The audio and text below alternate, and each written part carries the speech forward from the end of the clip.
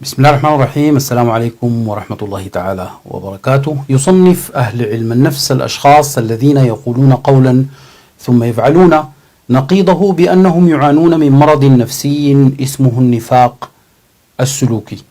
النفاق السلوكي أو التناقض بين القول والفعل، هذا السلوك يظهر انفصالا بين القيم أو المبادئ التي يعبر عنها الشخص والأفعال التي يقوم بها. تتبعت في اليومين الماضيين سيرة ومسيرة العميلين التقزميين حمدوك وخالد سلك، ووفق ما وجدت عنهم من إثباتات وشواهد مسجلة صورة وصوت، فهما يعانيان من مرض النفاق السلوكي، وربما يعانيان من أمراض نفسية أخرى لم أرصدها بعد، لأنه تتبع لهم بدأ منذ بروزهما في الساحة السياسية السودانية كتعيس وخايب رجاء أو كتورين هائجين في مستودع خزفنا. خالد سلك ومنذ بداية تخلقه كحلقوم كبير كان يهتف في المارة في مواقف مواصلات الخرطوم وهو يحذر من جحيم ولظى وسعير حكم الكيزان، ويبشر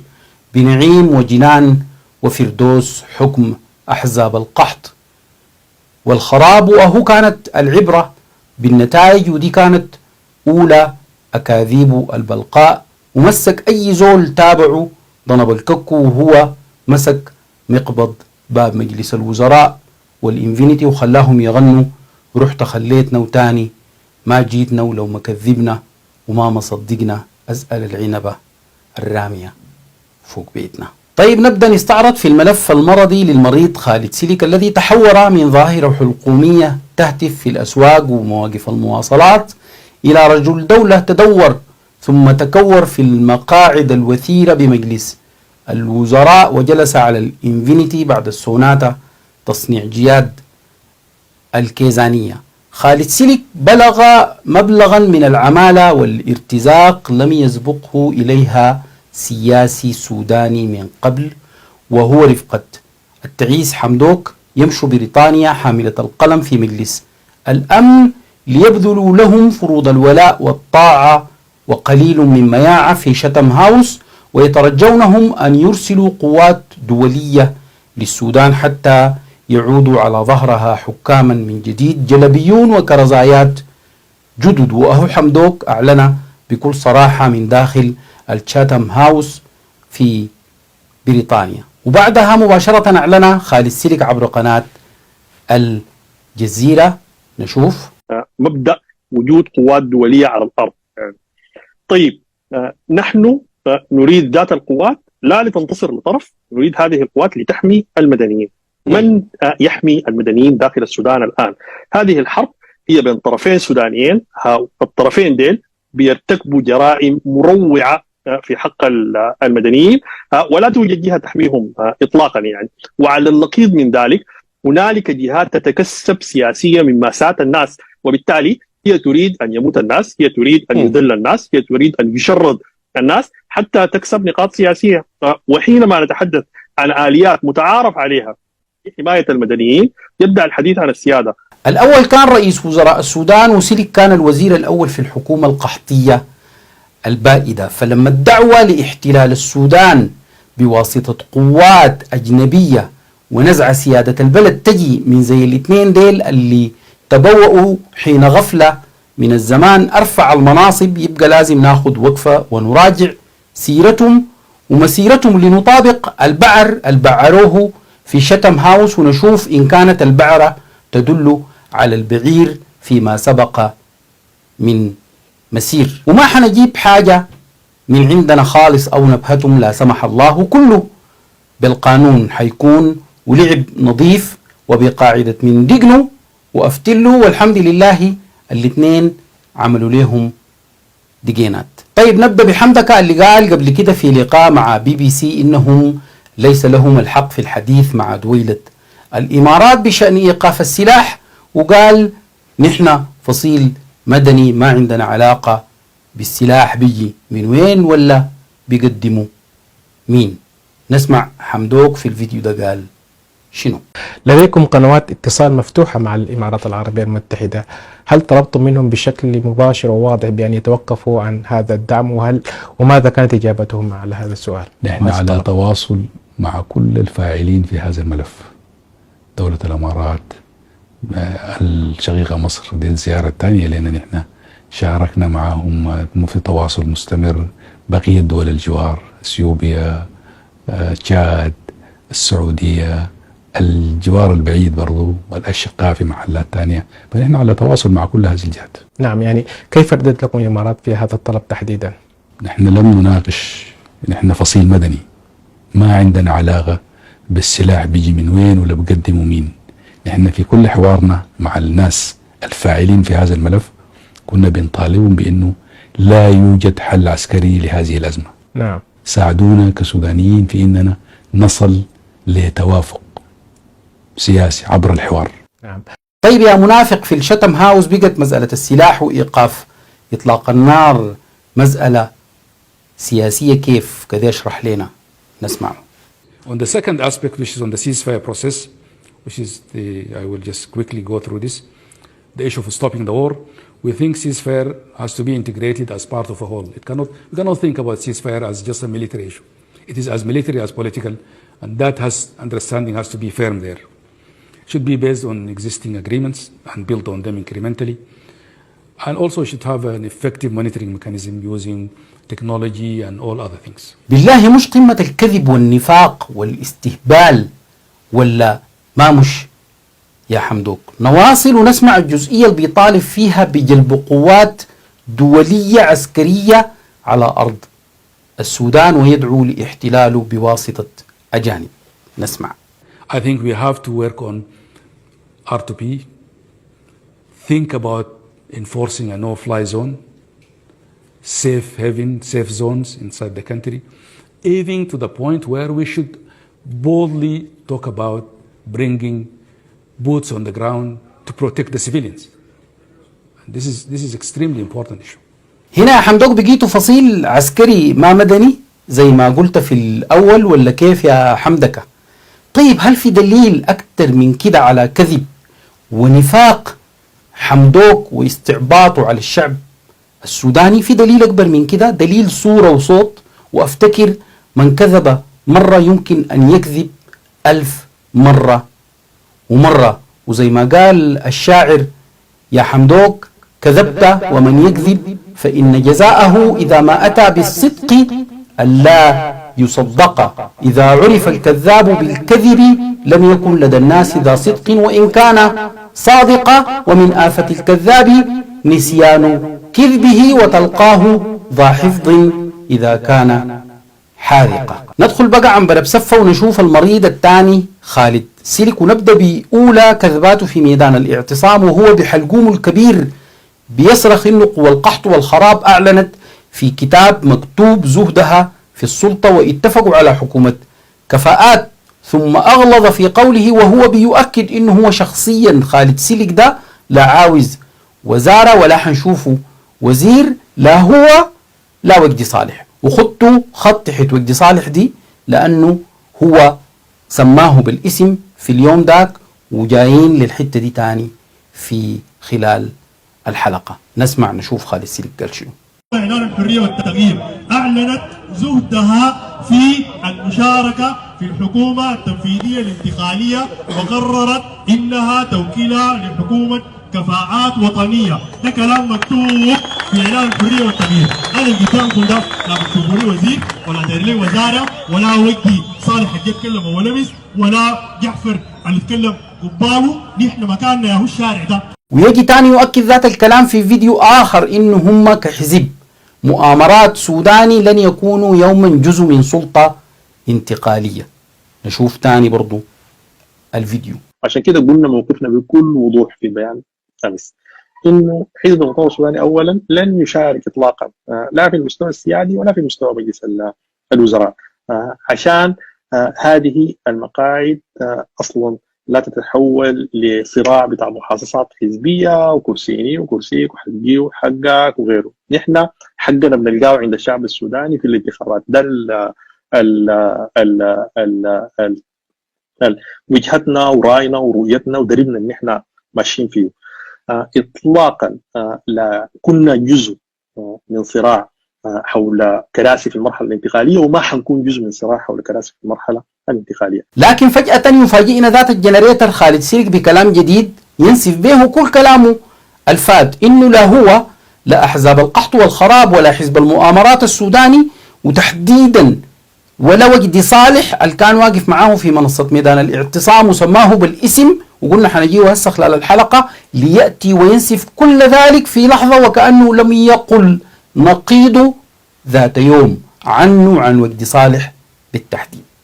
نسمع. أنا بقول لك الكلام ده، شوف بقوله وبكرره بالفم المليان، بقوله بالفم المليان. الدعاوي بتاعت انه نحن دايرين مرحله انتقاليه خاليه من الاحزاب تمشي بعيد، دي دعاوى الثوره المضاده، لانها دايره تضعف المرحله الانتقاليه وتزيح قوى الثوره منها عشان تنقض عليها. الكيزان ذاتهم بيقولوا شوف الخطاب هسه بتاع التكنوقراط وما التكنوقراط ده بتاع العساكر والكيزان واذناب الانقلاب، هم الماسكين في قصه بتاعت التكنوقراط دي. ليه؟ عشان هم شايفين هذه الحاجه الصح، عشان هم دايرين الحاجه الصح اصلا للبلد، لانهم دايرين مرحله انتقاليه منزوعه الدسم. الاحزاب دي منه كويس. الاحزاب دي ما وجدي صالح ده اللي انت بتقدر تجي تخط التاريخ بتاعه مما طبعا وجدي زول كبير ما زول صغير كويس، مما دخل الجامعه في اوائل الثمانينات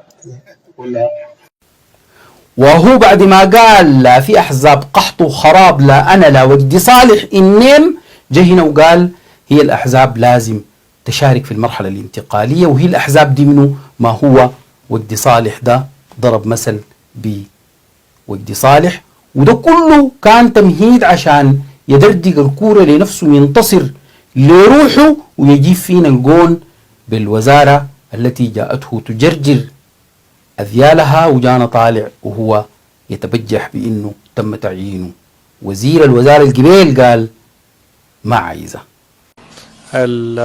أدينا اليوم القسم أمام السيد رئيس مجلس السيادة، السيد رئيس مجلس الوزراء، والسيدة رئيسة القضاء كمجلس وزراء انتقالي جديد كما تابعتم في الأيام الفائتة. فيا خالد سلك تلفق كذبا ثم تأتي بضده، إذا سألوا تكرير ما كنت حاكيا، فإن كنت قوالا فإنك كاذب، وإن كنت كذابا فلا تكن ناسيا. فبالله زي الحالة دي نقول عليها شنو غير إنه مرض نفسي مزمن.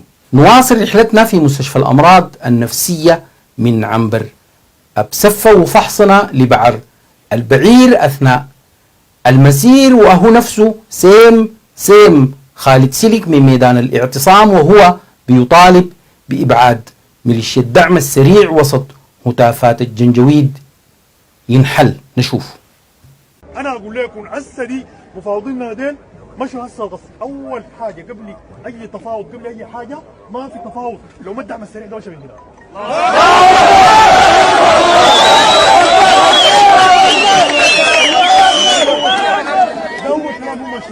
دور كلام هم ماشيين بيه، الدعم السريع يمشي من هنا، الدعم السريع يمشي من هنا. ويعود ذات السلك ليقول لا ما ممكن الدعم السريع يمشي بالسهولة دي.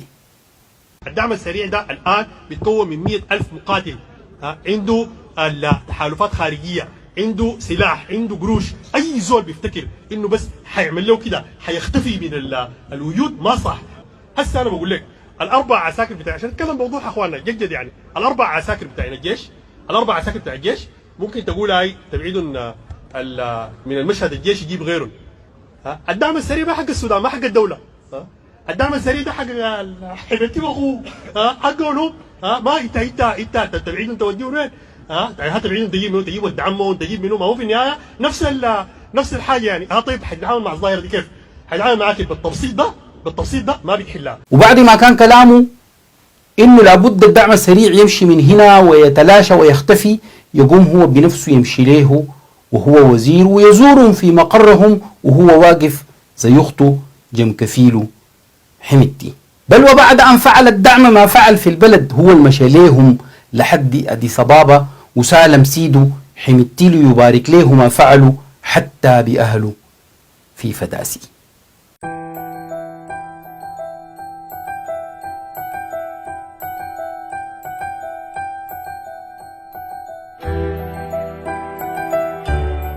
يا أخي أنت شدة ما بقيت كذاب يا خالد سيلك، وبقيت عبارة عن كومة كذب متحركة.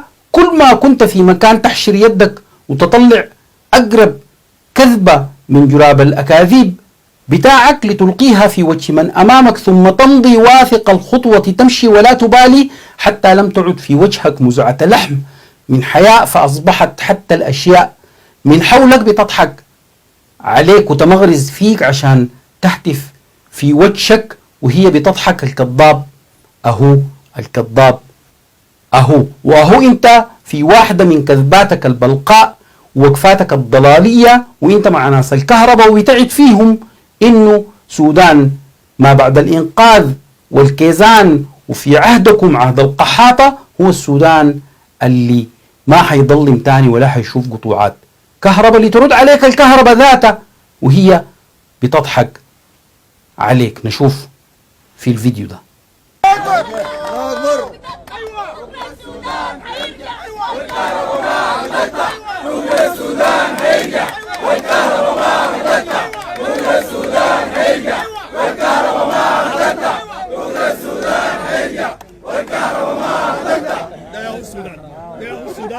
السودان اللي قامت له الثوره، ده هو السودان اللي قامت له الثوره، السودان اللي قامت له الثوره، السودان اللي ما حتفتح فيه الكهرباء ثاني، السودان اللي ما حتفتح فيه الكهرباء ثاني، السودان اللي ما حتفتح فيه الكهرباء ثاني، السودان اللي ما حتفتح فيه الكهرباء ثاني، السودان اللي ما حتفتح فيه الكهرباء ثاني.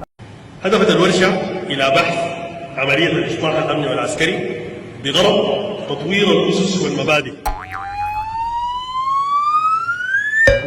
اليوم وصلت ب 8 تريليون، وده بسبب التدهور بتاع سعر الجنيه كان جانب من المساله دي، لكن الجانب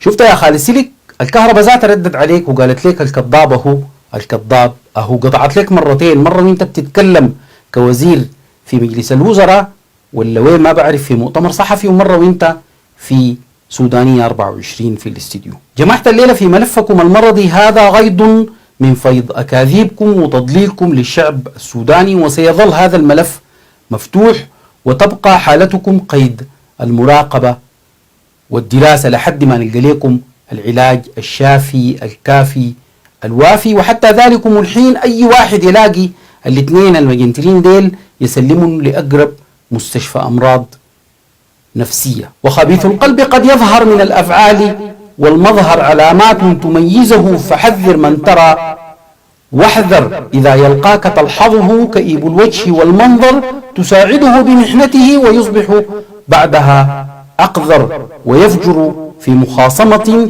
وفي صلح بدا أفجر ولا أصل لمصدره فبئس الأصل والمصدر. وكل الناس تعرفه كذوب القول إن أخبر ويصنع كل مشكلة ويضع اللوم في الأصغر. يريد الناس يقتتلوا وحق دمائهم يهدر فيبكي فوق جثتهم وفرحة قلبه أكثر. يقال لكافر شر وهذا شره أخطر وفرض الظهر يشهده وفي البردين لا يظهر. وقال صيامنا فرض وبعد الفجر قد أفطر. ويعطي سائلا منا فلا يجزى ولا يؤجر إله الكون عذبه صحيحا قبل أن يقبر. وإن يأتيك فاحرمه من الفردوس والكوثر، وإن يأتيك فاحرمه من الفردوس والكوثر. نسأل الله سبحانه وتعالى أن يرحم